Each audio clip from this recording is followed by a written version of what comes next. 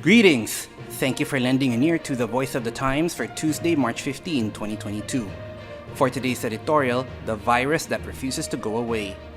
It's been 2 years since a coronavirus pandemic was declared by the World Health Organization.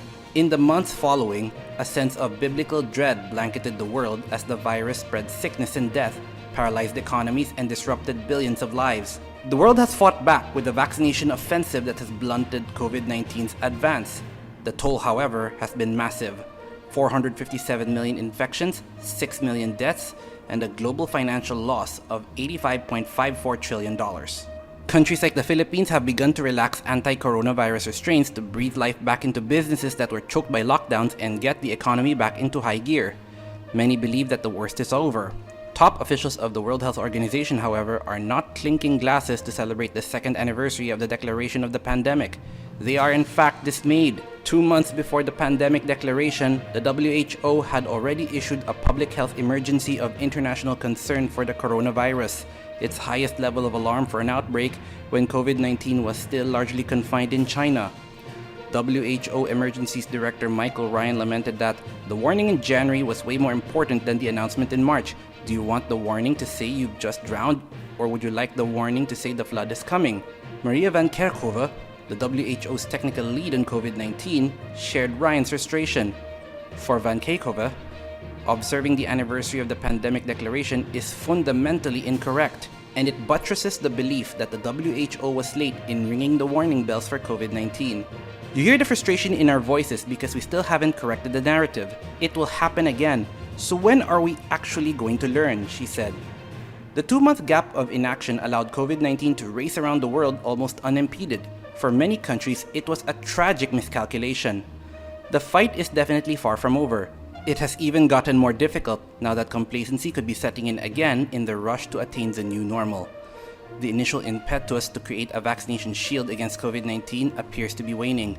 More than 5 billion people worldwide have received 1 dose of the COVID-19 vaccine.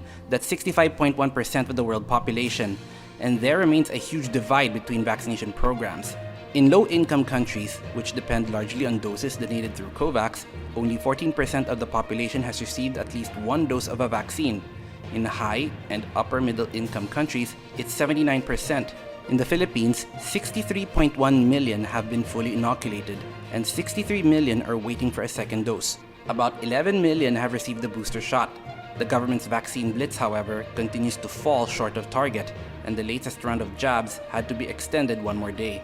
We must not slacken our inoculation drive now that COVID infections are on the rise again in China. In Hong Kong, 2,000 hamsters were ordered culled after 11 of the popular pets tested positive for COVID-19. It could be the first proven case of an animal transferring the virus to humans. Early in 2020, bats being sold in a market in Wuhan, China, were widely suspected to have transmitted the first known coronavirus strain to humans. That narrative, however, was never fully substantiated, and the origin of the coronavirus remains a mystery to this day. Despite the threat, the Philippines has not restricted travel from Hong Kong, as health authorities assure that basic COVID precautions such as masking are enough to block a foreign variant. Health officials are more worried about the threat from the huge crowds attending election campaign events such as motorcades and rallies. The danger of these gatherings becoming COVID super spreaders is all too real. Physical distancing has all but melted in defiance of Commission on Elections rules. 2 years on, we've fought off one COVID wave after another and grown confident that we are on the road to recovery. Still, we must accept the reality that the coronavirus could be at this moment morphing into a more resilient, deadlier strain, waiting to strike again. And that's the editorial for Tuesday, March 15, 2022. For more news and information, get a copy of the Manila Times on print, subscribe to its digital edition, or log on to www.manilatimes.net. Follow us on Twitter, Facebook, or Instagram, and listen to the Voice of the Times.